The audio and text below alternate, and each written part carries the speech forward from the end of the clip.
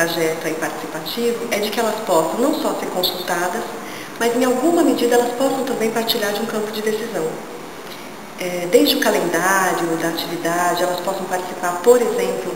de um campo de decisão que a gente já tem instituído, que não é na organização, é na cidade, que são as conferências lúdicas, né? Então, quantas crianças e os adolescentes estão sendo provocados a manifestar sua opinião e o quanto dessa opinião tem sido levada adiante nos processos de decisão que a gente toma. Então, eu acho que com relação à participação, à medida que a gente percorra esse trajeto aí desses 5 aspectos que eu falei para vocês, eu acho que isso tem a ver com a possibilidade concreta, né, e a experimentação concreta que a gente faz com elas, tanto do direito à informação, o direito à expressão que elas têm, quanto a gente poderia trabalhar em uma chave não do dever, mas do quanto elas podem ser corresponsáveis e ir ganhando responsabilidade nas decisões que elas tomam coletivamente, né? Então, acho que olhar para os processos participativos, instituí-los e fomentá-los, ajuda a gente a também, junto com isso, educar as crianças para participar e para poder decidir e se responsabilizar pelas coisas que dizem respeito tanto a elas quanto ao grupo que elas estão. Então, acho que em relação à participação, bem no presente no cotidiano da gente, acho que pensando nas 5 dimensões aí que a Rosa Maria traz, tem uma coisa que a gente pode pensar concretamente, que é o seguinte: vamos pensar que o projeto seja, de fato, uma oportunidade de acesso que as crianças têm à aprendizagem e à participação. Aí a questão da informação seria assim: como é que a gente informa para as crianças e quando elas sabem que, de fato, elas estão aprendendo? Como é que elas olham para a trajetória delas e têm informação do que elas aprenderam, qual a diferença que isso está fazendo no processo de desenvolvimento dela?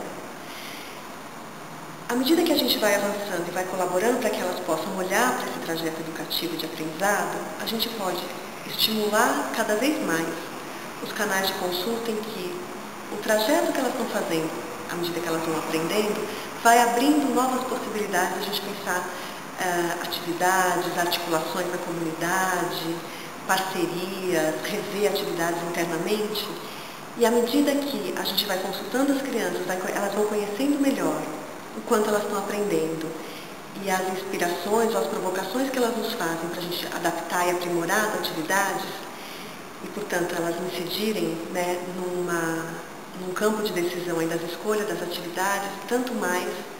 a gente vai estar ensinando para elas também a partilhar decisões e a partilhar de um processo e se responsabilizar por isso, né? Então, quanto mais a gente der a oportunidade para a criança reconhecer aquilo que ela aprendeu e ter abertura da nossa parte para incluir o que ela aprendeu e ampliar isso, tanto mais as crianças também vão aprender com isso a ser corresponsáveis no processo educativo. Eu acho que isso, de alguma maneira, dá vida, vamos dizer assim, há uma ideia que às vezes fica tão batida entre nós, a gente fica sem saber onde pega, mas de falar que a criança é o sujeito ativo da sua aprendizagem, né? Eu acho que ser ativo é ser ouvido, é poder manifestar sua expressão, manifestar suas discordâncias, seus conflitos, e que isso tenha, de alguma maneira, algum acolhimento e impacte e tenha efeito no trabalho que a gente faz com elas. Eu acho que isso é uma maneira de a gente dar concretude a esse direito que elas têm. É isso.